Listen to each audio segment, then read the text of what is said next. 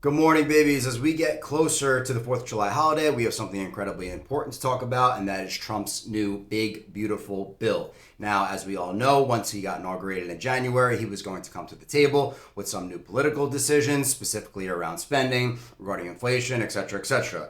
There are a lot of things in this bill that are incredibly important that we talk about today, so you guys have clarity and know exactly what to expect moving forward in the bill and from a market standpoint. So let's get into it.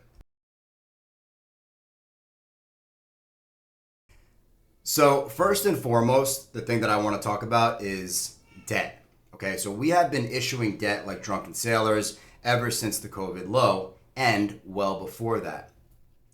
Since Obama's time, okay, that he was president, from the 2008 crash low to 2015, in fiscal debt, we issued $9 trillion. That's coming from the Treasury, new Treasury issued bills of various maturity dates. At the same time, quantitative easing pumped up the Fed's balance sheet by $4 trillion. Now, after Trump got in 2016 and we get to our COVID and COVID drop, they started printing money again. From the COVID low, okay, until present time, they have issued $13 trillion in debt. At the same time, quantitative easing brought in 4.7 trillion added to the Fed's balance sheet by the January 2022 top. Okay, it was shortly after that that Powell went on his interest rate hiking campaign and raised rates 11 times. After that, during Biden's presidency, the Treasury issued another $6 trillion, so 13 in total, COVID bottom to present time. Now Trump is going to add another 4 trillion with this bill. Okay, and this is coming from the Treasury. This is insane stuff. Insane stuff. You guys are wondering why the 10-year yield is flying off the chart, okay, and rising considerably every day. The yield curve is steepening every single day, and the value of the dollar is dropping aggressively. This is why, because other countries, their central banks, they don't want to invest in United States treasuries, okay, unless they're going to be promised higher yielding returns on those bonds. The value of the dollar itself is determined by the health of an economy, okay? It's not just the stock market, okay? It's their goods and services, their exports, their inflation. Are interest rates too high? Is monetary policy too tight? Can they allow for more growth? Etc., etc. And we are going down a path where that is all just going down the absolute drain. Besides our equity market, which all of our money is flowing into aggressively, especially the Mag 7 stocks that seemingly never have a pullback in the last 4 years, this is where things are right now. So let's go over this bill, and Darren's going to take us through this one by one. So first and foremost, the big elephant in the room with this bill is that it's projected to add around $4 trillion to the deficit within the next decade. Now, the debt to GDP ratio could rise to 125 to 130% by 2034, compared to a baseline of 117%. Compared to some of the extremes in the world, such as Japan, which has around a 250 to 260% debt to GDP ratio, this is obviously going to be a growing concern amongst investors worldwide. So five things in general that the bill goes into are border security. You have funding for a border wall, increased immigration enforcement. You have tax cuts. This is an extension of the 2017 tax cuts and additional reductions for individuals and businesses. You have deregulation. This is a rollback of environmental and business regulations to boost economic growth. You have healthcare reform, measures to lower prescription drug prices and expand health savings accounts. You have infrastructure, limited funding for roads, bridges, energy projects, and then you have AI. This removes the ability for states to regulate AI and moves regulation to strictly the federal jurisdiction. Now to go into some of the specifics regarding cuts, we have a 793 to $1.1 trillion cut to Medicaid. You have SNAP. This is the Supplemental Nutrition Assistance Program. It's included in the 1.6 billion of mandatory spending cuts, and this is a specific SNAP amount that's not isolated. You have other social programs getting cut, around 1.6 billion total for various programs, including SNAP. Solar tax credits. It's not quantified, but projected to result in nearly 330,000 job losses. You have the Affordable Care Act subsidies, which these are also not explicitly quantified, but significant reductions are included. Next up, we have funding. Obviously, every new president has things that they want to fund more, spend more on. And these are four things that Trump is doing. So we have the border wall and deportation program that's getting around 315 to 650 billion dollars in injections. We have the small modular nuclear reactors. That's an interesting one.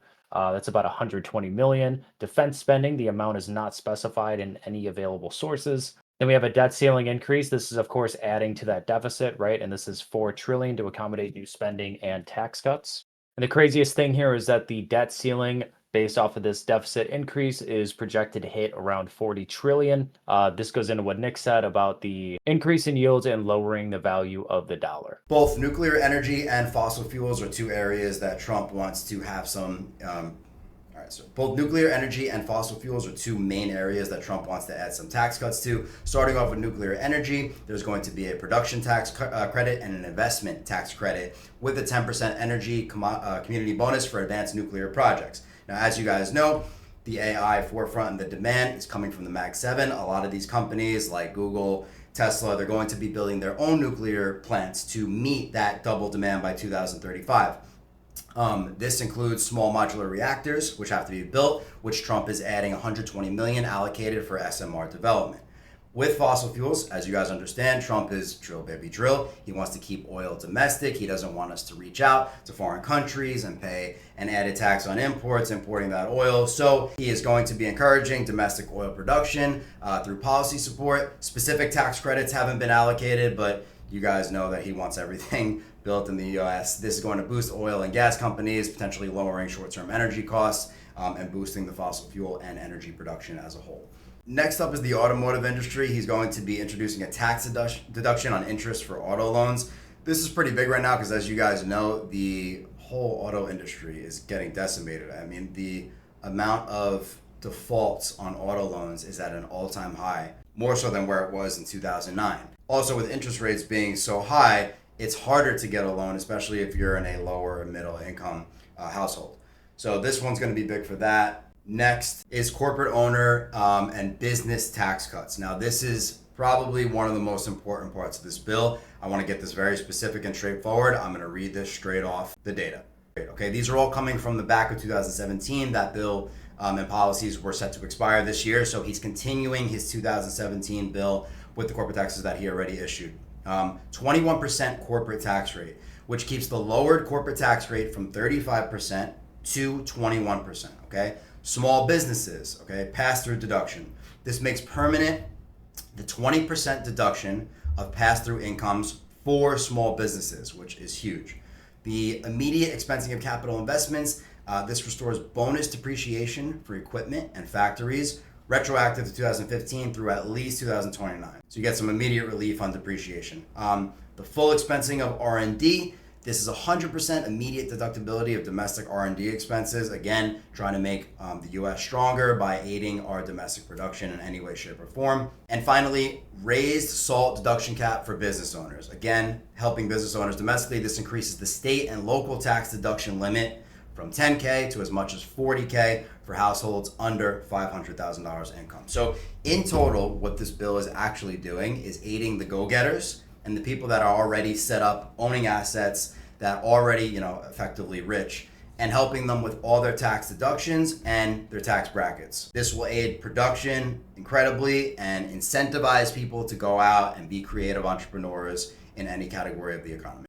In conclusion, Trump is a capitalist, okay? It's United States first. He wants our domestic economy rearing to go for the remainder of his term, no matter how much deficit and added debt that gets coupled on to the 35 trillion that we already have. $40 trillion in debt is going to do incredible damage to the value of the dollar. You can expect the 10-year yield to continue to move higher as firms and institutions, both globally and domestically, are pivoting to bonds on the near end of the spectrum. This is the 2-year. Bond price is up, bond yields down. As the 2-year yields are down, the 10-year yields are going to be higher. This is steepening in the yield curve. On top of that, I hope you guys have an amazing 4th of July holiday. We love you very much. Hope this video was informative. Remember to hit that subscribe button down low and grab a few beers. Take a break. We will be back to the Octagon come Monday.